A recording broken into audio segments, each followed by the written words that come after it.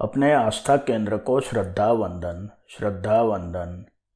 बैठ झरोखे देख रहे हम, निकली है भगवन की सवारी, एक भगवान साथी सहकारी। हमने देखा कि भव्य जीवों की निगोद से निर्वाण की यात्रा चलती है। निगोद में जीव जड़वत है, फिर भी उसे अक्षर के अनंतवें हिस्से जितना भी क्यों ना हो, कुछ तो ज्ञान है, यानी उसमें कुछ तो जीव तत्व है। एक बार निगोद की अव्यवहार राशि से जीव व्यवहार राशि में आ जाए, फिर उसकी यात्रा संसार में यानी 14 राजलोक और 84 लाख जीवायोनि में चलती है। इस यात्रा में जीव हर जीवन में कुछ ज्ञान हासिल करता है। जब तक जीव सिद्ध नहीं हुआ है, तब तक अधूरी यात्रा में उसे कुछ पाथेय की सहारे की जरूरत होती है। जीव को उपादान कारण कहा जाता है। तो कारण यानी क्या और उपादान यानी क्या? इस वीडियो में हम क्रिया, कार्य, कारण और कारणों के प्रकारों का परिचय करेंगे। किसी भी वस्तु या व्यक्ति में बदलाव होने के लिए उस वस्तु या व्यक्ति को कुछ क्रियाओं से गुजरना पड़ता है। क्रियाओं के पीछे कुछ ध्येय या लक्ष्य होता है। जैसे कि कुम्हार का लक्ष्य होता है कि वह मिट्टी को घड़े के आकार में ढाल दे। भव्य जीवों का अंतिम लक्ष्य निर्वाण होता है।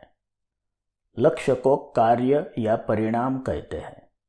लक्ष्य तक पहुंचने का मतलब है निर्धारित कार्य रूप में सिद्ध हो जाना। जैसे कि जब मिट्टी क्रियाओं से गुजरकर घड़ा बन जाती है, तो इन क्रियाओं का कार्य घड़ा है और मिट्टी स्वयं घड़ा बनकर सिद्ध हो जाती है। भव्य जीवों के लिए निर्वाण कार्य रूप है। जब भव्य जीव निर्वाण पहुंचता है तो सिद्ध कहलाता है। कार्य तक की क्रियाओं में बहुत सारे अन्य वस्तु या व्यक्ति सहायक होते हैं। ये सहायक अपना काम निभाकर दूर हो जाते हैं।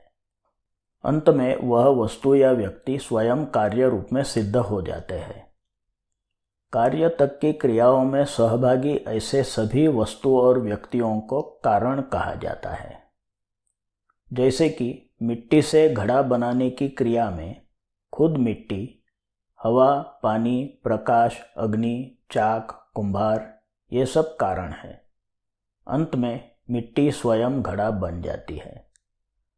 दूसरा उदाहरण, कोई साधक व्यक्ति के लिए उसे जीवन देने वाले पंचमहाभूत, उसके कर्म, जड़ जगत, कई सारे अन्य व्यक्ति और उसके मार्गदर्शक गुरु, ये सब कारण हैं।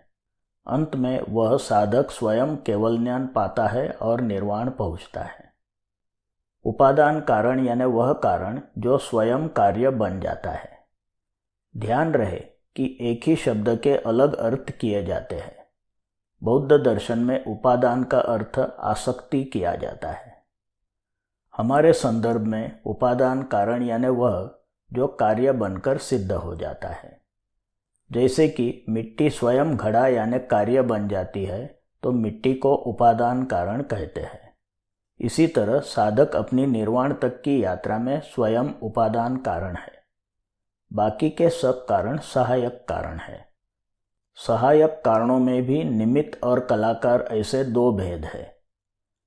सहायक कारणों में निमित्त कारण वह है जो स्वयं सिद्ध है और कलाकार कारण वह है जो खुद अभी सिद्ध नहीं हुआ है।